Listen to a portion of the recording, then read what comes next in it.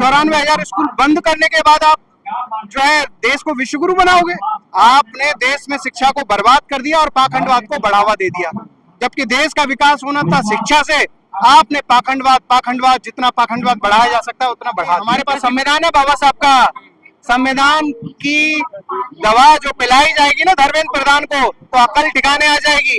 ये युवा देश के जो यहाँ पर आपका भूख हड़ताल पर बैठे हैं, ये तपस्या कर रहे हैं देश के लिए। सोनम वांगचुक जी क्या कर रहे हैं? तपस्या कर रहे हैं। कोई तपस्या हिमालय में नहीं होती है। तपस्या या सत्य का समर्थन करने पर होती है, सत्य का साथ देने पर होती है। कोई सोचे कि घंटी हिलाने से तपस्या हो जाएगी, ईश्वर के रास्ते पर चलने पर होती है, सत्य के मार्ग पर चलने पर होती है। अच्छा, मोदी बंद होना, फिर 1,19,000 सरकारी स्कूलों में बिजली का ना होना, 1 लाख सरकारी स्कूलों में एक टीचर का होना, कैसे विश्वगुरु बनेंगे भाई? और 99,000 सरकारी स्कूलों में जो है बेटियों के लिए टॉयलेट नहीं है। कितनी शर्मनाक बात है। 14,505 सरकारी स्कूलों पीने तक का पानी नहीं है। और विश्वगुरु की बात कर रहे हो, पूरी दुनिया में घटिया शिक्षा देने में भारत का दूसरा स्थान है, ये रिपोर्टें कह रही हैं। तो ऐसे आप विश्वगुरु बनेंगे? इस वजह से धर्मेंद्र प्रधान का जो है इस्तीफा होना ही चाहिए, क्योंकि इसके अलावा कोई रास्ता नहीं है शिक्षा को बेहतर बनाना। 99,000 स्कूल बंद करने के बाद आप जो है देश को विश्वगुरु बनाओगे। आपने देश में शिक्षा को बर्बाद कर दिया और पाखंडवाद को बढ़ावा दे दिया।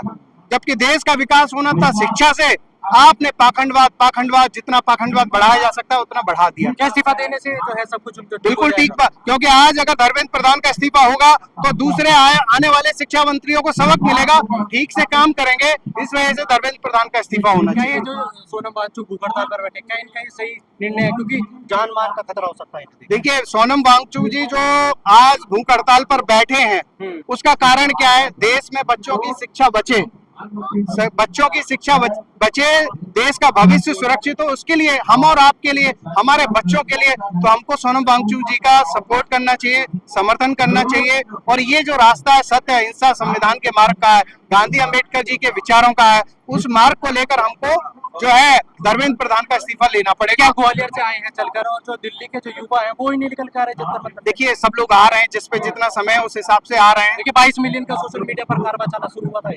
देखिए, 22 मिलियन सब बच्चों की अपनी परेशानी है, सब लोगों की। आज देखिए, गर्मी पड़ रही है, बरसात हो रही है, बहुत स्कूल खुलने का टाइम चल रहा है, बहुत सारी चीजें, तो बच्चे जो हैं वो आ रहे हैं।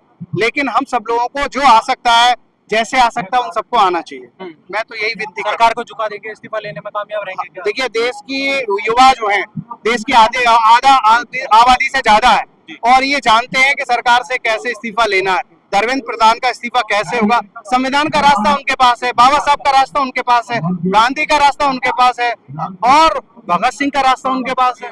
वो संविधान के रास्ते से ठीक कर देंगे, और सरकार को ये धर्मेंद्र प्रधान को बर्खास्त करना ही पड़ेगा। देखिए, जिस तरह से सोशल मीडिया पर छात्रों को जो है आतंकवादी तक बता दिया गया, दहशतगर्द बता रहे धर्मेंद्र प्रधान आपको। देखिए, वो धर्मेंद्र प्रधान, ये एक तरफ अंबेडकर जी हैं, एक तरफ गांधी जी हैं, तो युवा जब सीने पर तिरंगा लगाकर गांधी और अंबेडकर जी को लेकर आता है और उनको आप दहशतगर्दी या आतंकवादी बोलते हो, तो वो लोग जो देश के लोगों से ऐसी बात कर रहे हैं वो देश विरोधी लोग हैं। वो देश विरोधी लोग हो सकते हैं जो देश के लोगों से नफरत कर रहे हैं, भेदभाव कर रहे हैं, ऊंच नीच कर रहे हैं, वो देश विरोधी और आज से नहीं है। पाखंडवाद जो है उसको अपने स्वार्थ के अलावा कुछ दिखाई नहीं देता। इस वजह से धर्मेंद्र प्रधान जी जो बोल रहे हैं, गलत बोल रहे हैं। देश के युवाओं को आप देश विरोधी बोलेंगे, आतंकवादी बोलेंगे, हिंसक बोलेंगे, ये बहुत शर्मनाक है, और धर्मेंद्र प्रधान का इस्तीफा होना ही चाहिए। देखिए, छात्र जो है खाली हाथ है, निहत्ते हैं, और सरकार के पास प्रशासन है, दिल्ली पुलिस है, लाठियां हैं, कैसे मुकाबला? हमारे पास संविधान है बाबा साहब का। संविधान की दवा जो पिलाई जाएगी ना धर्मेंद्र प्रधान को, तो अकल ठिकाने आ जाएगी। ये युवा देश के जो यहाँ पर आपका भूख हड़ताल पर बैठे हैं, ये तपस्या कर रहे हैं देश के लिए। सोनम वांगचुक जी क्या कर रहे हैं? तपस्या कर रहे हैं। कोई तपस्या हिमालय में नहीं होती है। तपस्या या सत्य का समर्थन करने पर होती है, सत्य का साथ देने पर होती है। कोई सोचे कि घंटी हिलाने से तपस्या हो जाएगी, ईश्वर के रास्ते पर चलने पर होती है, सत्य के मार्ग पर चलने पर होती है। अच्छा, मोदी मन की बात करते वैसे तो मोदी, देखिए, मोदी जी क्या है, वो फंस गए हैं, उनको पता चल गया है, दुनिया के सामने एक्सपोज हो गए। और मैं आपको बहुत क्लियरली बता दूं, अभी आज हमने एक बुक लॉन्च की है, देश में शिक्षा की बर्बादी का दस्तावेज और डर।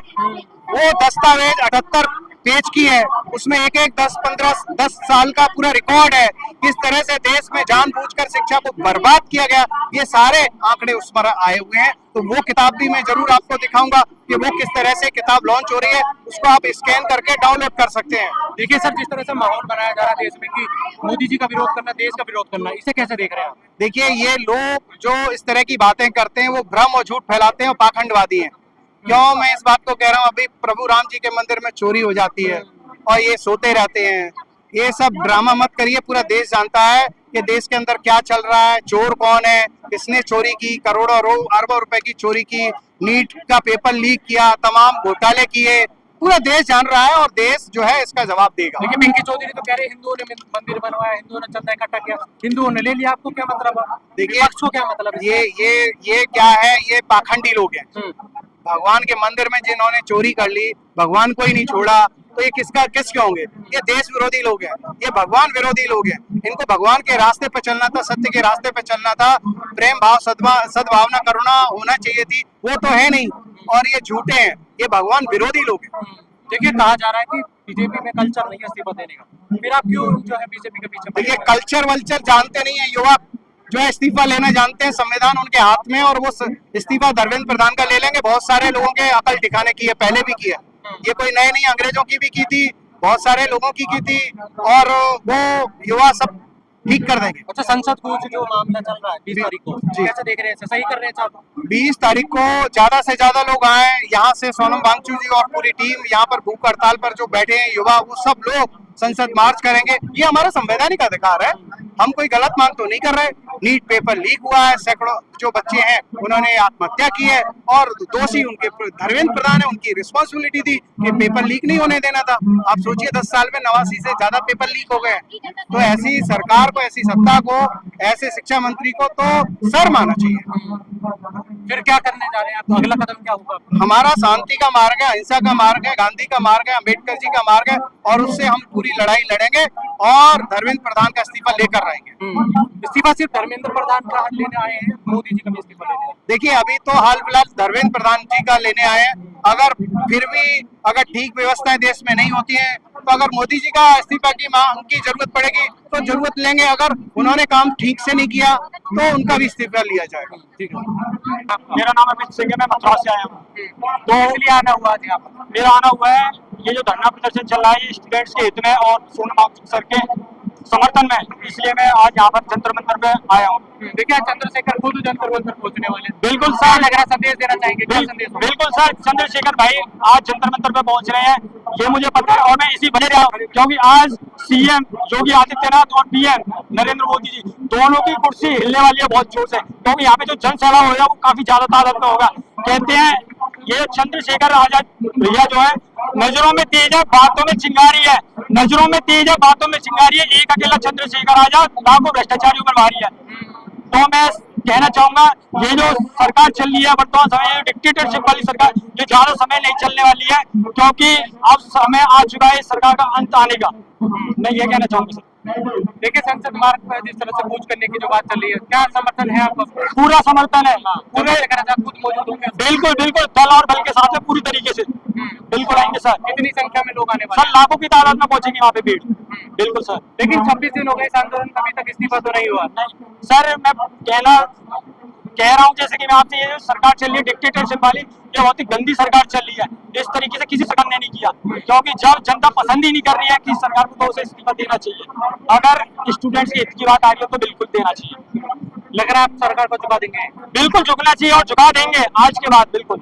और आने वाला ये जो 20 तारीख है उसको काफी ज्यादा हंगामा होगा। लग रहा है जो है आज चंद्रशेखर आजाद आने के बाद जो है सरकार पर दबाव बिल्कुल झुकना पड़ेगा सर, बिल्कुल। वो तो जहाँ भी सरकार वैसी करती है बिल्कुल, लेकिन आरोप लगता है कि युवाओं पर जो है केस करवा देते हैं चंद्रशेखर। सर मैं इस मामले में कहना चाहूंगा, केस तो चंद्रशेखर भैया पे भी हुए थे। 14 साल 14 महीने 16 महीने वो भी जेल रहकर आए थे, लेकिन उनके अंदर जो जेल वाली झग निकली ना, उसके बाद है वो आज उन्हें कोई नहीं रोक पा रहा। उसी तरीके ये जो युवा जेल में जो जा रहे हैं ना, उनको कोई नहीं रोक पाएगा। वो उनके अंदर बहुत चिंगारी पैदा कर रहे हैं, जो आज तक कोई नेता चिंगारी पैदा नहीं कर पा रहा है। देखिए, कहा जा रहा है कि जेल में डलवा दिया जाएगा। अरे कोई दिक्कत नहीं है सर, जेल ही तो जाना है, बिल्कुल कोई तो उसे डर नहीं लगता। बिल्कुल, जब हमारे नेता इतने मजबूत हैं तो हम क्यों डरेंगे। देखिए चंद्रशेखर आजाद को लगातार जो है मारने की धमकियां मिल रही है।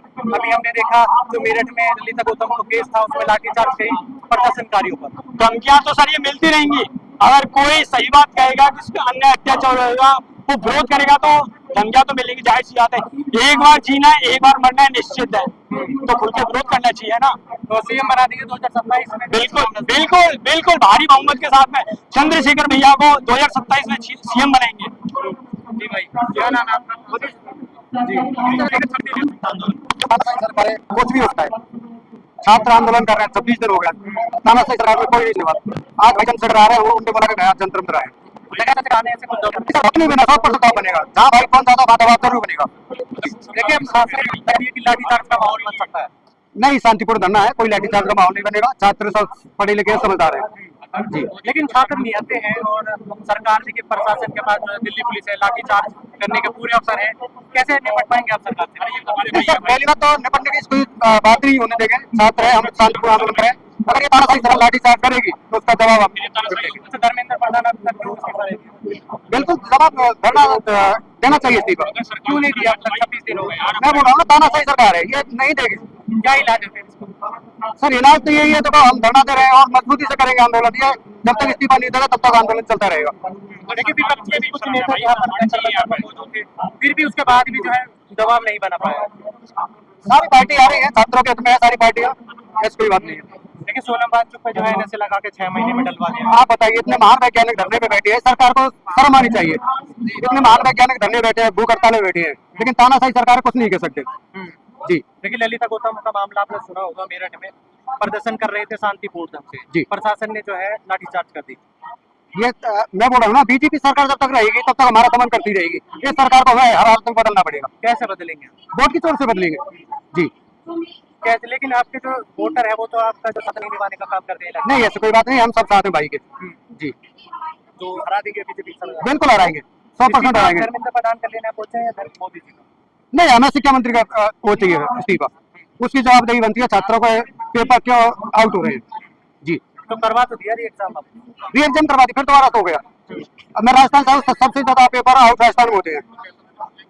राजस्थान घर बन चुका है, राजस्थान पेपर आउट का। आपको लगता है सच में एजुकेशन सिस्टम तो सुधर जाएगा जी? इस्तीफे से आपको लगता है सुधर जाएगा? नहीं, इस्तीफे से सुधरेगा भी। अगर ये इस्तीफे देंगे तो दूसरा कोई शिक्षा मंत्री आएगा, वो अच्छे से काम करेगा, उसको भी डर लगेगा इस्तीफा देना पड़ेगा मुझे, मैं आउट कराऊंगा। बीजेपी का कोई नेता आएगा फिर कोई समस्या होगी? नहीं ऐसी कोई समस्या नहीं, इस्तीफा देगा तो सरकार फिर सोचेगी, बदलाव करेगी जरूर, हमें भरोसा है जी। मोदी जी पर भरोसा है? बिल्कुल नहीं, बिल्कुल नहीं। इन्होंने तो पूरा देश बेच खाया। कहाँ बेच खाया? अब इन्होंने गडकरी जी ने वो इकोनॉमी और डाउन जाएगी, उनको अल्टरनेटिव लाना चाहिए। और आप देख लो जो पहले पेट्रोल मिलता था 60-70 मिलता था बीजेपी गवर्नमेंट, अब 170 रुपए लीटर। जब प्योर पेट्रोल की बात करें, इथेनॉल इसकी तो वो दे ही रहे फालतू कचरा।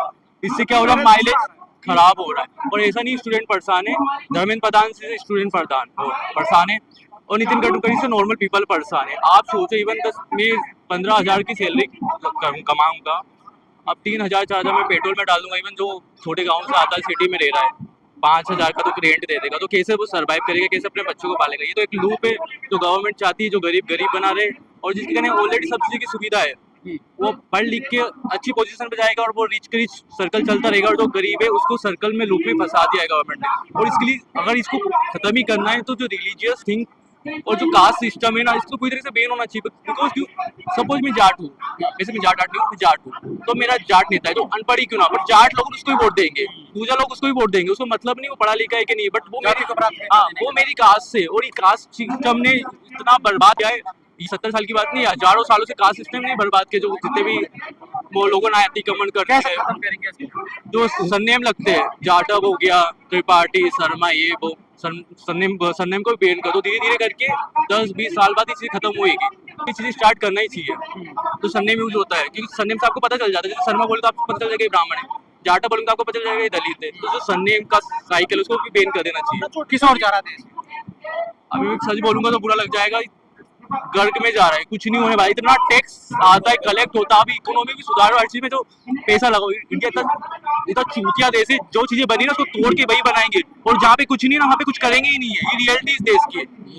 कैसे क्या होएगा? मतलब रोड पे रोड बना रहे, जो बनी हुई रोड को उसको खोद रहे, फिर रोड बना रहे। अरे भाई जहाँ नहीं बना उसको बनाओ ना, जहाँ नहीं है वहाँ उसको बनाओ। अच्छा, वर्तमान में किस नेता को देख रहे हैं जो देश को किसी तरीके सारे लॉबी है, कोई नहीं लगता मुझे कोई। इवन जो जेएनजी है उसको ही आना पड़ेगा स्वार्थ छोड़ के। अगर इंडिया को डेवलप करना है, चाइना और अमेरिका से कम्पीट कराना है, तो जेएनजी को ही आगे आना है। ऐसे कोई नेता मुझे नहीं लगता। मैं सबको मैं भी बात कर रहा हूँ गरीबों की, मैं गरीबों की लड़ाई लड़ लड़ के मैं खुद नेता बन जाता हूँ। बन जाते लोग 70 साल से गरीबों की लड़ाई लड़ लड़ के नेता बन रहे। उसका फ्यूचर सेट, उसके परिवार का फ्यूचर सेट कौन देख रहा है, कौन देख रहा है? गरीब की बौद्धिक क्षमता डेवलप करना पड़ेगी। बिना बौद्धिक क्षमता डेवलप करे कुछ नहीं होगा। वो कंफर्ट जोन में तो सरकार की प्राथमिकता है शिक्षा। सरकार, मुझे नहीं लगता। आप शिक्षा सबको इक्वल दे दोगे तो आप गुलाम किसको बनाओगे? आप मजदूरी किससे लोगे? ये रियलिटी ना। आप सस्ते मजदूर कैसे बनाओगे? अगर वो इक्वल एजुकेशन हो गई, अगर वो मजदूरी कैसे, कोई काम छोटा बड़ा नहीं होता, बट उसको वो पता चल जाएगा इस काम के इतना पैसा है, इतना मुझे चाहिए, मेरा हक है, ये चीज मुझे चाहिए, ये वो चाहिए, वो नहीं उठा पाएगा ना अपने हक की बात। किस मानसिकता की सरकार चल रही है? मानसिकता कुछ नहीं, जिसको जहाँ से पावर मिलता है उसको सपोर्ट कर देगी। यहाँ पे कोई हिंदू मुस्लिम से फालतू बात है। इवन मैं अभी बीजेपी से हूँ, मान लो अभी मुझे मुस्लिम ने वोट दिया, मैं मुस्लिमों की साइड करने लग जाऊंगा। एक मुस्लिम है, उसको हिंदुओं ने वोट दिया, उसकी साइड ले लेगा। कोई मानसिकता से फालतू है, बिन पेंदे के लोटे, जहाँ से पावर, जहाँ से पैसा मिल रहा है वहाँ पे लुढ़क जाते हैं, और कुछ नहीं है, कोई आइडियोलॉजी। ये सर वर्तमान समय में ये भाजपा सरकार है, इसने सिवाय एक दूसरे के प्रति नफरत फैलाने के सिवाय और कोई काम नहीं किया। ये जो नफरत फैलाई जाति और धर्म के प्रति, ये बहुत ही गलत फैलाई है। हिंदू नहीं जोड़ रहा। सबको सर एक समान होना चाहिए मेरे अकॉर्डिंग, क्योंकि मानव मानव एक सा होता है। वर्तमान में चंद्रशेखर के अलावा कोई नेता है आपके